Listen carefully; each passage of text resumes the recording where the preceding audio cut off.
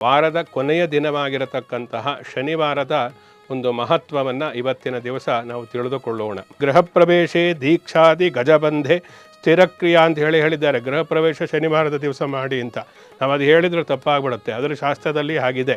ಗೃಹ ಪ್ರವೇಶ ಅಂದರೆ ಶನಿವಾರ ಸೂರ್ಯಾಸ್ತ ಆದ ಮೇಲೆ ಮಾಡಬೇಕು ಅಂತೇಳಿ ಅರ್ಥ.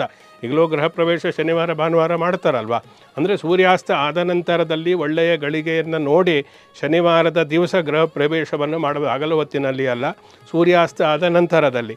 ಗೃಹ ಪ್ರವೇಶೇ ದೀಕ್ಷಾದಿ ಗಜಬಂಧೆ, ದೀಕ್ಷೆಗಳನ್ನು ಒಂದು ವಿಶೇಷವಾದಂತಹ ಮಂತ್ರೋಪದೇಶವನ್ನು ಗುರುವಿನಿಂದ ಪಡೆದುಕೊಳ್ಳತಕ್ಕಂತಹ ಯಾವುದೇ ದೀಕ್ಷೆ ಇದ್ದರೂ, ಸನ್ಯಾಸ ದೀಕ್ಷೆ, ಶನಿ ವಿಶೇಷವಾಗಿ ಸನ್ಯಾಸಿಗಳ ಒಂದು ನಾವು ಜಾತಕವನ್ನು ಎಲ್ಲ ಪರಿಶೀಲನೆ ಮಾಡಿದರೆ ಪ್ರಮುಖವಾಗಿ ಸನ್ಯಾಸತ್ವ ಸ್ವೀಕಾರವನ್ನು ಮಾಡಬೇಕಾದರೆ ಶನಿ ಅಲ್ಲಿ ಪ್ರಬಲವಾಗಿ ಯೋಗಕಾರಕನಾಗಿದ್ದಾಗ ಮಾತ್ರ ಶನಿಯ ಒಂದು ಪ್ರಭಾವದಿಂದ ಅವರು ಸನ್ಯಾಸ ಸ್ವೀಕಾರವನ್ನು ಮಾಡ್ತಾರೆ ಅಂತ ಹೇಳಿ ಅರ್ಥ.